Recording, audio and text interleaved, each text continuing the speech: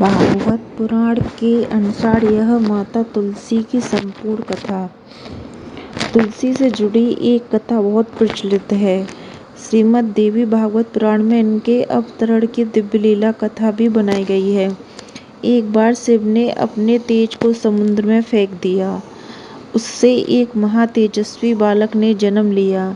यह बालक आगे चल के जलांधर के नाम से पराक्रमी दैत्य राजा बना। इसकी राजधानी का नाम जलांधर नगरी था। दैत्यराज काली नेमी का कन्या वृंदा का विवाह जलंधर से हुआ। जलंधर महाराक्षस था। अपनी सत्ता के मद में चूर उसने माता लक्ष्मी को पाने की कामना से युद्ध किया, परंतु समुद्र से ही उत्पन्न होने के कारण माता लक्ष्मी ने उसे अपने भाई के रूप में स्वीकार किया। वहां से पराजित होकर वह देवी पार्वती को पाने की लालसा से कैलाश पर्वत पर गया। भगवान देवाधिदेव शिव का ही रूप धारकर माता पार्वती के समीप गया, परंतु मां ने अपने योग्य बल से उसे तुरंत पहचान लिया तथा वह वहां से अंतर्ध्यान हो गईं। देवी पार्वती ने क्रुद्ध होकर सारा वृत्तांत भगवान विष्णु को सुनाया। जलंधर की पत्नी वृंदा अत्यंत पतिव्रता स्त्री थी। उसी के पतिव्रता धर्म की शक्ति से जलंधर ना तो मारा जाता था और ना ही पराजित होता था। इसलिए जलंधर का नाश करने के लिए वृंदा के एक पतिव्रत धर्म को भंग करना बहुत जरूरी था। इसी कारण भगवान विष्णु ऋषि के वेश धारण कर वन में जा पहुंचे, जहां वृंदा अकेली भ्रमण कर रही थी। भगवान के साथ दो मायावी राक्षस भी थे, जिन्हें देखकर वृंदा भयभीत हो गई।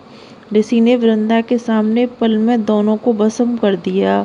उनकी शक्ति देख वृंदा ने कैलाश पर्वत पर महादेव के साथ युद्ध कर रहे अपने पति जलंधर के बारे में पूछा।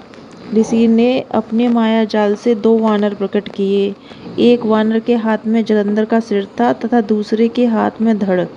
अपनी पति की यह दशा देखकर वृंदा मूर्छित होकर गिर पड़ी। होश में आने पर उन्होंने ऋषि रूपी भगवान से विनती की कि वह उसके पति को जीवित करे। भगवान ने अपनी माया से पुनः जलंधर का सिर जड़ से धड़ तक जोड़ दिया, परंतु स्वयं भी वह उसी शरीर में प्रवेश कर गए। वृंदा को इस छल का जरा आभास न हुआ। जलंधर बने भगवान के साथ वृंदा पतिव्रता का व्यवहार करने लगी, जिससे उसका सतीत्व भंग हो गया। ऐसा होते ही वृंदा का पति जलंधर युद्ध में हार गया। इस सारी लीला को जब वृंदा को पता चला, उसने क्रुद्ध होकर भगवान विष्णु की शिला होने का श्राप दे दिया तथा स्वयं सती हो गई। जहाँ वृंदा भस्म हुई वहाँ तुलसी का पौधा उगा।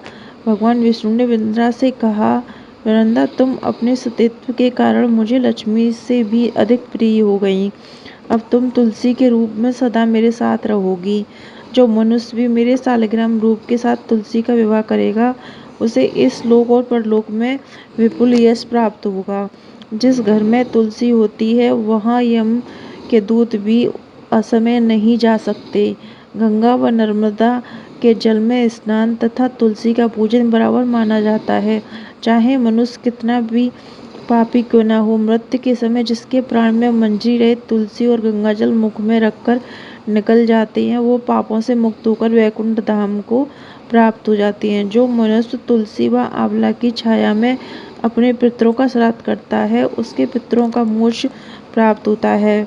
उसी दैत्य जलांधर की यह भूमि जलंधर नाम से विख्यात होती है। सती वृंदा का मंदिर मोहल्ला कोट किशनचंद में स्थित है। कहते हैं इस स्थान पर एक प्राचीन गुफा थी जो सीधी हरिद्वार तक जाती थी। सच्चे मन से 40 दिन तक सती वृंदा देवी के मंदिर में पूजा करने से सभी मनोकामनाएं पूर्ण हो जाती हैं।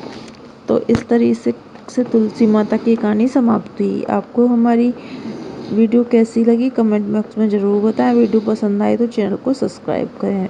राधे राधे।